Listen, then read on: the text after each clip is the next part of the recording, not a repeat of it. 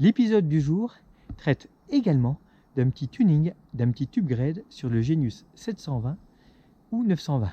Bien sûr, cette petite transformation, vous pouvez la réaliser sur n'importe quel VTTAE, mais ça peut surtout vous donner des idées pour faire évoluer votre matos. Parce que ça, une fois qu'on a la passion du vélo, en règle générale, c'est un peu une maladie dont il est très difficile de se défaire. Et là, l'upgrade du jour, c'est carrément passer son VAE avec le nouveau groupe XTR en 12 vitesses. Donc pour pouvoir faire fonctionner ce groupe 12 vitesses version mécanique, il va surtout falloir une roue arrière spécifique dont le corps au niveau du body accepte cette cassette qui monte jusqu'à 51 dents. Et là, eh bien, il n'y a pas vraiment l'embarras du choix. Nous, pour le coup, on a monté des roues DT Suisse X 1700 en 25 mm par 29 pouces. Et en termes de pneumatiques, une paire de Hutchinson Toro en grosse section, bien adaptée à la saison. Une fois que vous avez les roues, là, il n'y a pas grand chose à modifier. Sur les roues, la cassette, le dérailleur arrière, le shifter. Puisque sur ce modèle 2019, vous êtes déjà en 12 vitesses au niveau du moteur, donc votre plateau est compatible ainsi que votre chaîne. Dans l'idéal, changez la chaîne pour une Shimano. Après, concernant le plateau, il va falloir être patient car pour l'instant, pas trouvé de plateau 12 vitesses chez Shimano compatible sur l'étoile du Steps en version boost.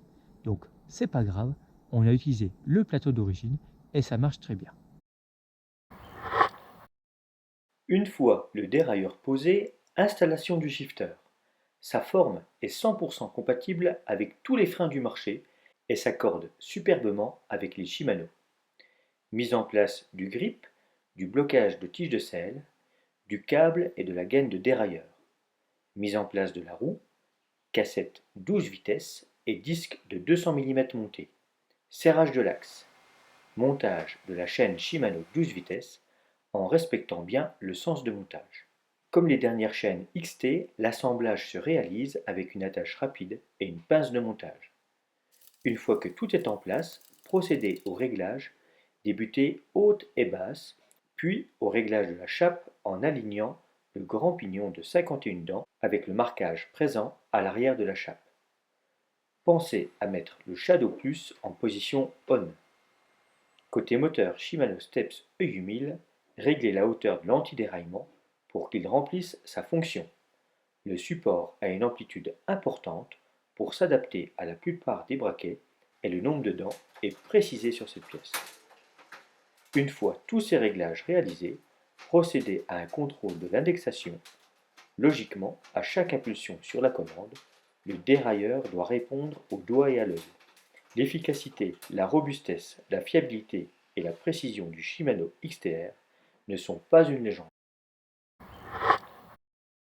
Un des gros avantages de cette transmission 12 vitesses, c'est qu'on peut passer les vitesses à la volée, pas de one-to-one. Ça, c'est vraiment agréable, surtout dans les passages, on va dire, raides, les fosses où il faut remonter rapidement et on avait été coincé sur l'essai du vélo d'origine où franchement, eh bien, c'était vraiment un des rares petits bémols.